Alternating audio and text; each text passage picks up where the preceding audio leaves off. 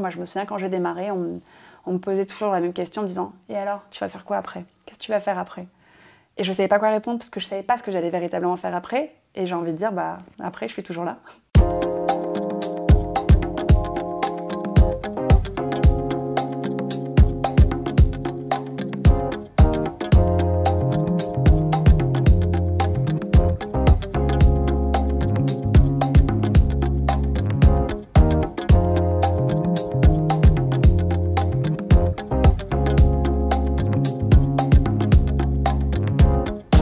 Il y a 11 ans, donc une dizaine d'années, lorsque j'ai démarré, le métier de blogueuse n'existait pas. Bloguer existait, et très peu de personnes le faisaient, mais la notion de métier n'existait pas encore. Il s'agissait d'un passe-temps. Je sortais d'école de journalisme, j'étais fascinée de mode et j'avais simplement envie de continuer à m'entraîner à rédiger mes billets sur une plateforme. Donc j'ai créé un blog sur lequel j'ai posté une fois sur deux, donc un jour sur deux, un article lié à la mode où je me mettais en scène avec mes vêtements, chose que je fais toujours, et l'autre article qui contenait des photos, donc un peu plus lifestyle. Je ne sais pas vraiment qui je ciblais à l'époque, parce que concrètement quand j'ai démarré, personne ne me lisait au démarrage, si ce n'est ma famille et mes amis, et puis ça a pris de l'ampleur au fur et à mesure.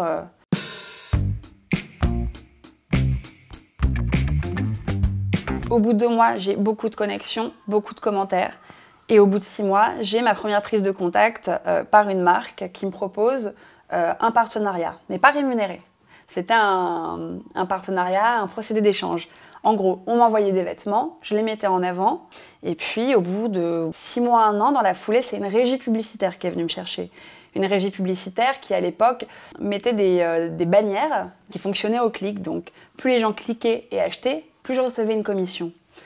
Et encore plus loin dans le temps, là, c'est une agence qui s'est mise en place, qui est venue me chercher pour me représenter.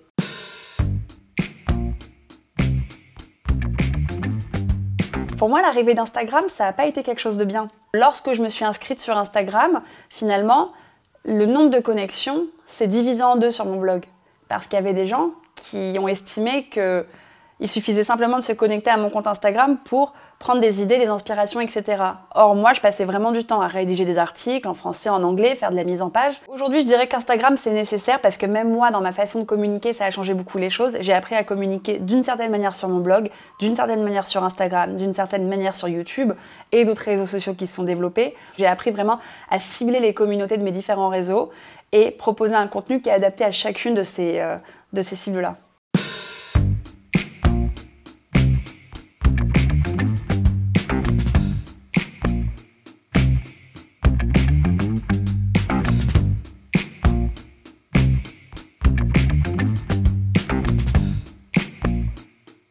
Beaucoup d'agences, je trouve, aujourd'hui, en tout cas qui se disent agences, sont pas forcément très sérieuses. Il y en a qui sont très sérieuses, avec qui j'ai collaboré et qui sont très sérieuses. Aujourd'hui, je suis représentée par une agence avec qui ça se passe très bien. On peut penser que ces agences sont amenées à éduquer les marques en justifiant qu'on puisse toucher un tarif et en expliquant pourquoi on demande de l'argent et pourquoi créer du contenu, c'est pas quelque chose de gratuit. Je sais que d'autres agences ne fonctionnent pas forcément de cette façon-là et ont tendance justement à nous mettre des bâtons dans les roues parce qu'elles vont avoir tendance à vendre un tarif qui est extrêmement gonflé, alors qu'au final, on va toucher quoi, 50% de ce tarif, et que l'agence va prendre, elle, 50%. Elle va faire croire à ses marques qu'on va demander des sommes astronomiques, alors qu'au final, c'est elle qui va tout mettre dans sa poche. Dans la série Les Points Négatifs, il y a aussi toute cette armée de faux influenceurs qui sont arrivés en cours de route, donc qui achètent pour quelques euros des milliers d'abonnés, des milliers de commentaires, un engagement qui n'existe pas réellement. Quand c'est arrivé, ça a été très compliqué à gérer pour nous, véritables influenceurs. Je dis bien véritables, alors c'est pas pour me positionner là, mais c'est parce que nos communautés sont réelles, elles existent. Il y a des gens derrière chaque compte qui nous suit et qu'on a un véritable taux de transformation. C'est-à-dire que dès lors où je veux mettre en avant un produit, je sais qu'il va y avoir un sold out derrière ou qu'il va y avoir une vente qui va être effectuée. Donc la marque va justifier le pourquoi du comment elle m'a rémunéré, elle le comprend.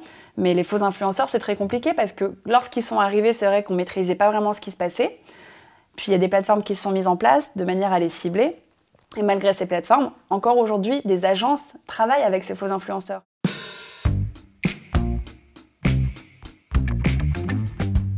Dans la prochaine décennie, c'est que je pense que tout ce qui est influence va perdurer. Je Je pense qu'il y aura toujours des créateurs de contenu. Je pense qu'aujourd'hui, nos métiers sont vraiment ancrés dans la société. Et je pense qu'on est incontournable d'une certaine manière. J'ai du mal à croire que ça puisse disparaître. Maintenant, peut-être qu'un réseau social verra le jour, qu'Instagram disparaîtra, ça je n'en sais rien. Mais j'ai tendance à penser que l'influence perdurera et aura toujours autant d'impact voilà, pour les marques qui souhaitent communiquer à travers nous. Life. Life. Life. Life. Life. Life. Life.